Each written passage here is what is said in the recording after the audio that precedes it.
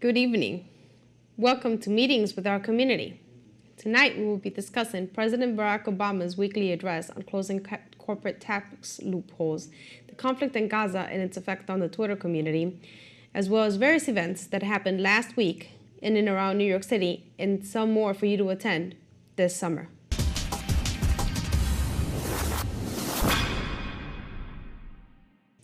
The president continued his call for our nation to rally around an economic patriotism that says rather than protecting wasteful tax loopholes for a few at the top, we should be investing in things like education and job training that grow the economy for everybody. Hi, everybody. Our businesses have now added nearly 10 million new jobs over the past 52 months.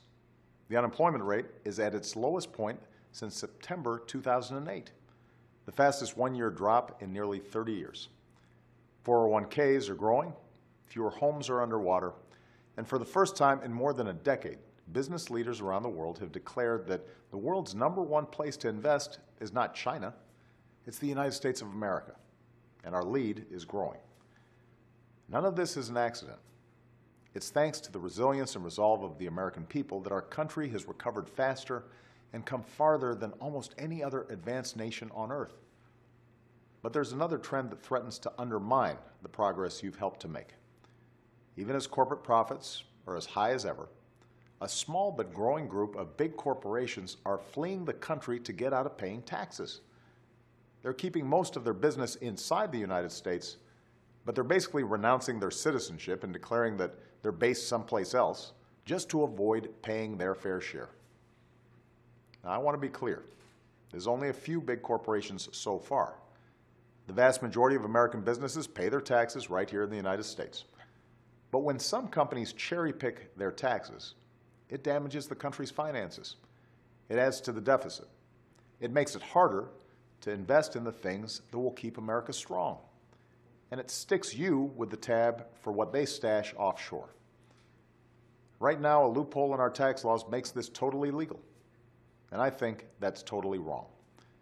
You don't get to pick which rules you play by or which tax rate you pay, and neither should these companies.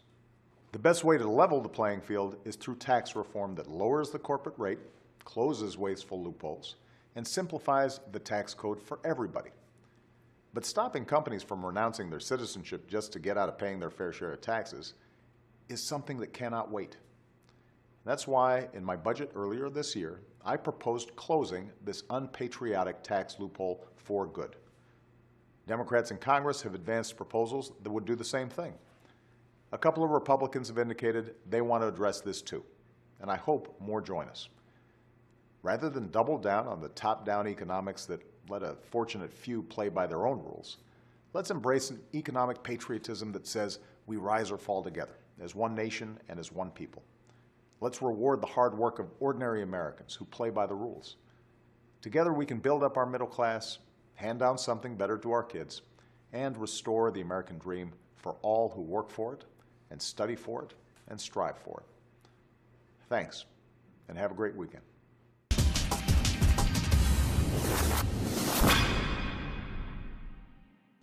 Mayor Bill de Blasio announced his new partnership to invest $350 million in affordable housing. My administration has made increasing affordable housing a very high priority.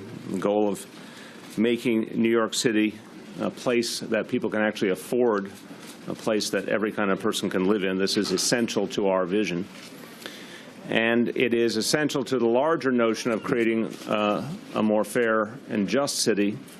We know people all over the city are faced with the challenges of a cost of living that is so high in general. Well, the biggest piece of that, of course, is housing. And if we're going to create more opportunity and more fairness, we have to go right at the problem of affordable housing. In May, we announced the most ambitious affordable housing plan that any city in the country has ever undertaken, to build or preserve 200,000 units of affordable housing, enough to house 500,000 people. We intend to do that over the course of the next decade. And since that announcement, we've been hard at work achieving this goal. I want to thank the members of the administration I hope people realize the extraordinary work, the extraordinary effort they put in every day. I said to Alicia and Vicki and Gary that we were going to try and do something unprecedented, but something absolutely necessary for the present life of the city and even more importantly for the future of this city. It takes a certain bravery to take on roles that involve doing something that's never been done before. But these three public servants have lived up to that expectation, and I think in their own way they relish the challenge. So I want to thank our Deputy Mayor, Alicia Glenn, our HPD Commissioner, Vicki Bean, and our President of the Housing Development Corporation, Gary Rodney. And of course, want to thank our partners in this work, and we are particularly appreciative to our host today, the Highbridge Community Development Corporation, that's done extraordinary work in affordable housing. You can see right around you what they have achieved. And our colleagues in elective office who play a crucial role in all of our efforts, Comptroller Scott Stringer and Bronx Borough President Ruben Diaz. You'll be hearing from both of them in just a few minutes. This initiative is so important because it leverages both public and private dollars. This is essential to the vision we have, maximizing investment of all kinds so we can achieve these extraordinary goals. Partnering with Comptroller Stringer and the Community Preservation Corporation and Citibank, we've been able to create a $350 million fund to finance thousands of affordable multi-family units. And this is a real collaboration. It takes real teamwork to do this, and the city's own Housing Development Corporation is playing a spark plug role in this effort by putting up an initial investment of $20 million. So everyone's playing a key role. Everyone is helping each other to maximize their involvement. CPC, a critically important community development financial institution, essential to this effort. And the private investment, of course, is deeply necessary for what we're doing here today and everything that we intend to do in our plan. I'm very, very appreciative that we have the involvement of Citibank in this effort. I want to express my personal appreciation to Citigroup CEO Michael Corbat for his personal involvement here today and for his commitment to New York City and for Citigroup's commitment to New York City. It's very, very important. Companies that are here invest in the future of this city and the people of the city. And Citigroup is doing that, and I want to thank them. Since 2006, Citibank has financed over $6 billion in affordable housing projects in New York alone. It's the fourth year in a row they are ranked as the nation's top affordable housing lender. I want to commend them for that, and I want to let them know they're going to have a lot more business with this administration. And they're serving as the lead lender and agent for this facility. They're contributing $75 million to the fund that we are announcing today. And I want to thank our other major funding partners, Wells Fargo, Morgan Stanley, Deutsche Bank, and Bank of America, and all the other banks that are participating in this initiative. Crucial as well is the involvement of New York City retirement systems, our pension funds, and the city's Housing Development Corporation. So many, many players coming together in common cause here. This new initiative will allow CPC to provide $350 million for-profit and not-for-profit developers. So we'll be working hand in hand with my administration to strategically acquire, rehabilitate, and preserve multifamily housing. And a lot of this housing will be in neighborhoods that need it most and neighborhoods that have historically been underserved.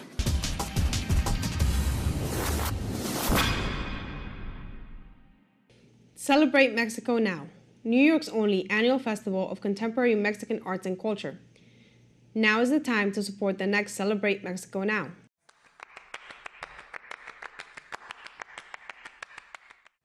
Hola, mi nombre es Claudia Norman, directora y fundadora del Celebrate Mexico Now Festival, el único festival en la ciudad de Nueva York dedicado a presentar lo más innovador de la cultura contemporánea mexicana. Por más de 10 años y en más de 50 instituciones culturales, el festival ha sido la plataforma para mostrar lo más innovador en danza, música, teatro, cine, literatura, cocina y arquitectura mexicana. Esta importante labor es sin fines de lucro y para poder continuar comisionando artistas, presentando una campaña en inglés y en español y ofreciendo eventos gratis, necesitamos de tu ayuda. Hoy te invitamos a que te unas a nuestra campaña de recaudación de fondos y hagas tu donativo. Es hora de apoyar al próximo México Now. Es hora de apoyar el próximo Mexico Now Festival. Now is the time to support the next Mexico Now. Hashtag Mexico Now Fest is next. Es hora de apoyar el próximo Mexico Now. Now is the time to support the next Mexico Now. Remember, hashtag Mexico Now Fest is next. Now is the time to support the next Mexico Now. Tu contribución es vital para el festival.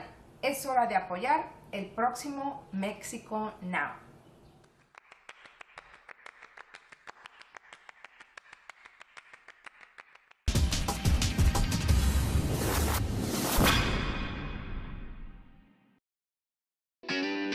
I'm Michael Strahan, and I love New York. There's no place like it in the world. My favorite thing is the excitement of the outdoors, like rock climbing in the Catskills, rafting in the Adirondacks, surfing on Long Island, or getting your heart racing at Watkins Glen International. Come discover your favorite part of New York.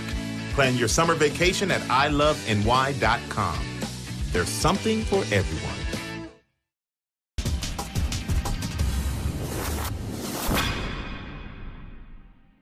The hashtag Jews and Arabs refuse to be enemies quickly became popular on Twitter. The campaign was launched by Abraham Gutman and Dania Darwish, both students at Hunter College in New York, immediately after the start of Operation Protective Edge in Gaza, and this week it gained momentum. We decided just to post a picture, because it was a nice idea. We had no idea that it was going to become this huge.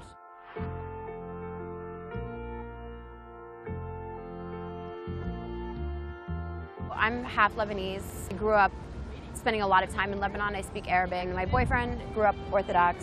He lived in Israel and has dual citizenship. What I've come to understand about that photo is that it's an image that people recognize right away and they identify with, love. This war isn't just about politics. It's about the people who are suffering from those politics. We wanted to emphasize the humanity and empathy. That's something that people really have a hard time with. It's not that difficult of a concept. Jews and Arabs refuse to be enemies. It's Yehudim v'Aravim mesarvim liot oivim, which is a statement that became strong in peaceful circles in Israel. We wanted to use the same statement that the people on the ground chose to use, the same slogan that Jews and Arabs in Israel chose to put on their banner and to show solidarity in that and to internationalize, if that makes sense. And we really wanted to find a way to talk about solutions, to talk in a productive way. And it was so amazing to see people expose this, and it's so amazing to see people share this.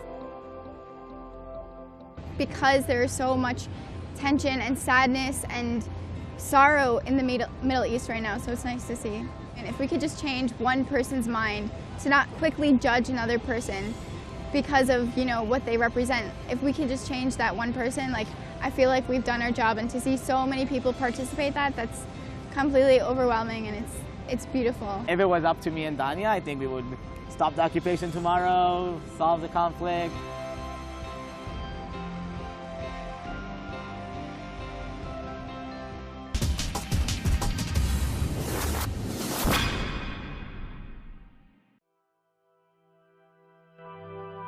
Many New Yorkers don't have access to a vehicle, so schlepping an old TV or computer to be recycled isn't easy.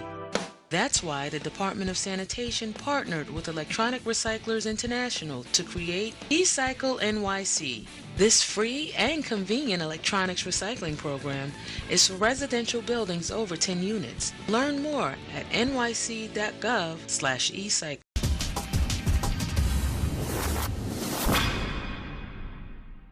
Brooklyn Hip Hop Festival took the borough by storm earlier this month with a solid 3-day stretch of performances in one of the genre's historic breeding grounds. It featured performances from the likes of Raekwon, Talib Kweli, J. Cole, Brand Nubian, Africa Bambaataa, The Beatnuts, Buckshot, Mac Miller, and the list goes on.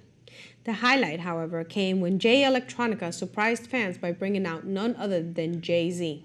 You here with Bobby Schmurda, aka the Big Baller. You here now in tune with Baller Status. What up, baby?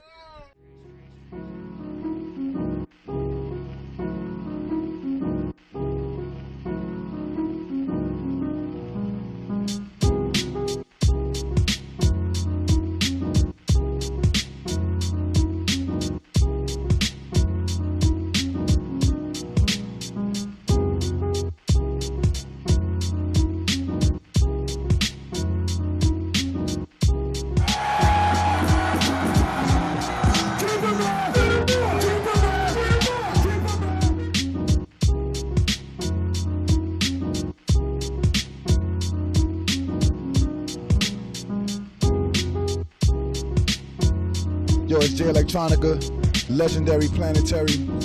We here at the BK Hip Hop Festival holding it down. Peace to the gods and earths.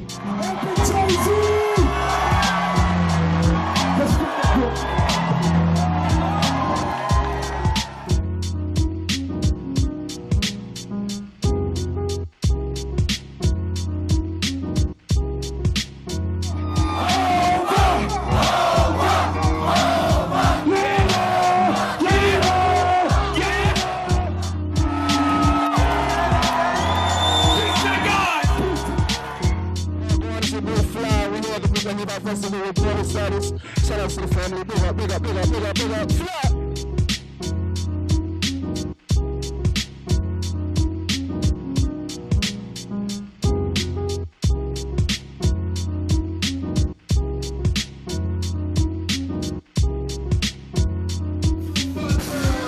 This motherfucker.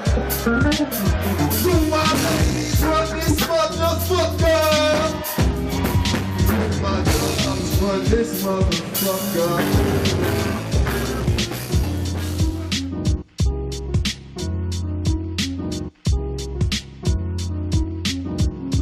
Hey yo, what's good, what's good, AZ? Brooklyn Festival is serious. Just got off the stage with the chef.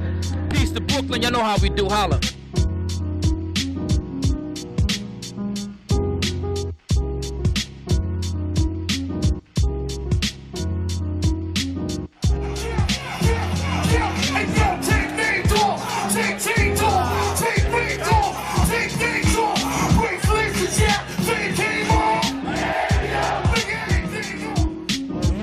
Rocking the Brooklyn Bodega joint, it's all real. The chef just got through finished mashing. This is what I do. I get off the stage sweaty and make it history, you know?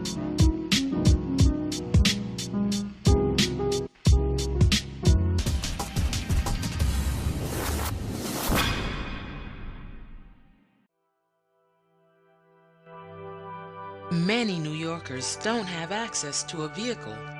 So schlepping an old TV or computer to be recycled isn't easy.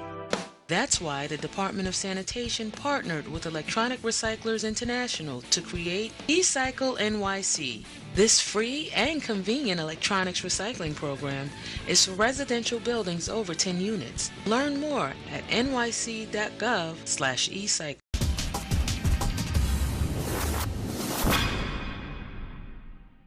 Join the City Museum and El Museo del Barrio for Throwback, the second event in our summer series featuring music, gallery, talks, art workshops, breakdancing, summer drinks, and local food.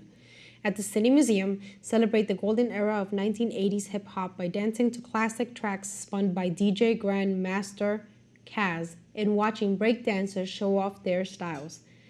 At El Museo del Barrio, our artist Perla de Leon will describe her experience photographing the Bronx in the 1980s. DJ duo The Marquesina is back spinning throwback hits, and families can enjoy art making inspired by El Barrio. Admission is free, open to visitors of all ages. Advanced registration is required. Program also takes place on Wednesdays, August 6th and August 13th. Get an insider's perspective on City as Canvas, the first exhibition of graffiti art from the Martin Wong collection. The exhibition opened Tuesday, February 4th and will remain on view until Sunday, August 24th, 2014 at the Museum of the City of New York. #City as Canvas. The Martin Wong collection was donated to the Museum of the City of New York in 1994. What we see in this collection is Martin's true and profound belief in the work of these artists, in the belief that what they were creating had value. Martin Wong was one of the artists that was part of our group in the East Village in the early 80s, in the gallery scene, the alternative spaces down in the East Village. When I started to kind of know him as an artist, and I got to know a lot about his own work, that's when, okay, I realized he's one of us. He was very supportive of our culture, you know, to see it all happen and be where it is now, it's kind of unreal. I never thought it would come out like that, you know, like my work would be in a museum in Martin's collection. You know. If he didn't grab those books, no one would ever see them, and that would be a real loss. Today we have some real perspective to look back on the 20-odd years of graffiti in New York City and when the work that's in this gallery was created with some perspective. We can see how in the intervening years the movement has really affected a broader culture. It's great to see this in the light of the day, in the light of a museum environment in the city of New York. It's a great feeling of arrival.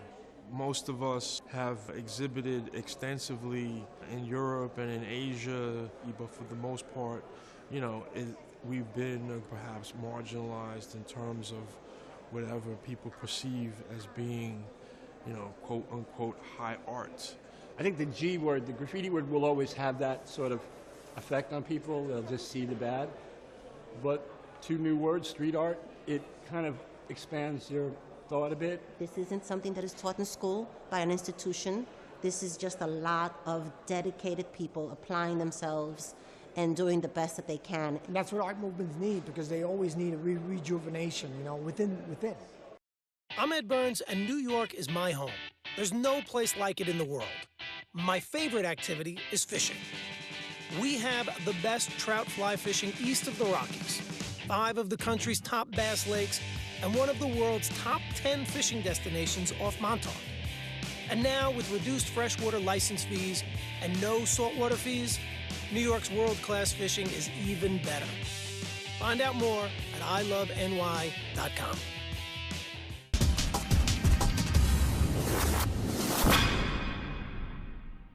Harlem Week promotes and celebrates what Harlem was, is, and will be.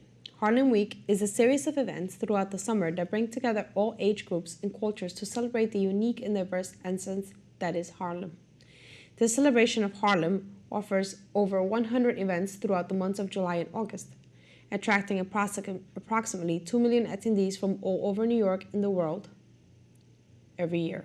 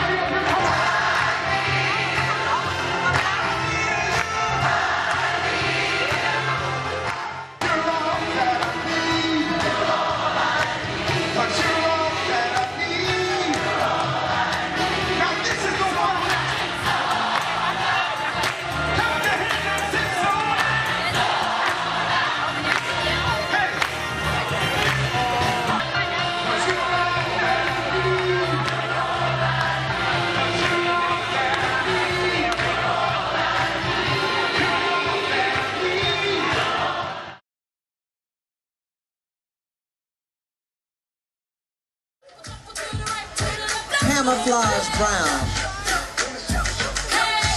Pinky says, look at this cute chocolate mama with her fatigue.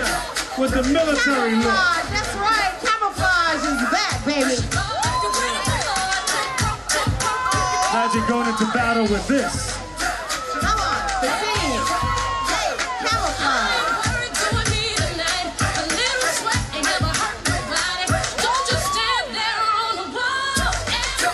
We'll win every time, right?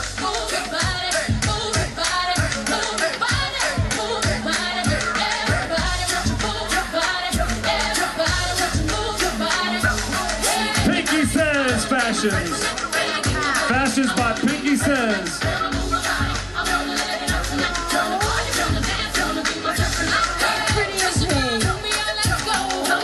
you some pics? Our professional models here. Work it, girl.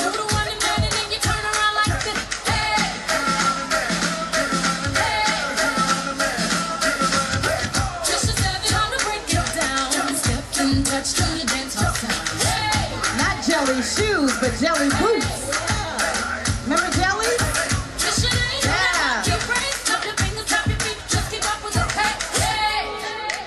There's your Chuck Norris sneakers.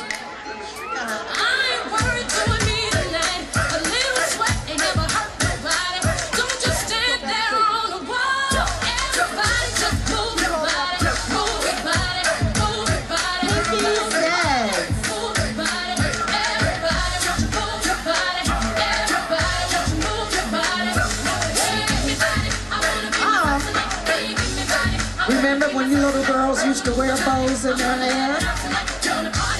I like it. Look at this graffiti outfit. Look at this. With the hammer time pants. Hammer time. Hammer time. Fashions by Pinky Says. It is a great day in Harlem.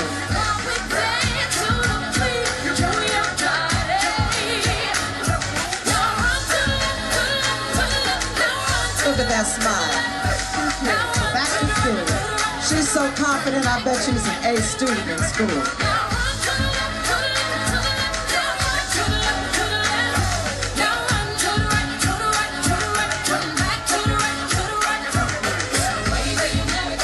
Pinky Says, go to back to school shopping with Pinky Says.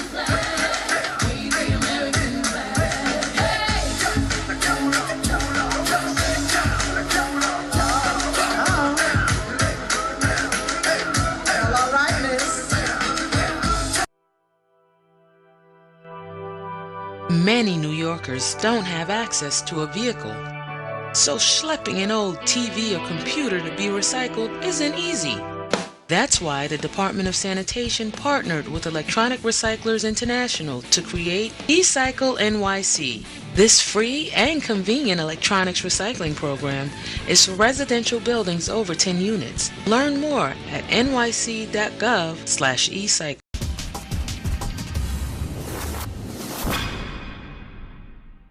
Thank you for watching Meetings with Our Community. We hope that you have enjoyed our show, and we hope to see you next week.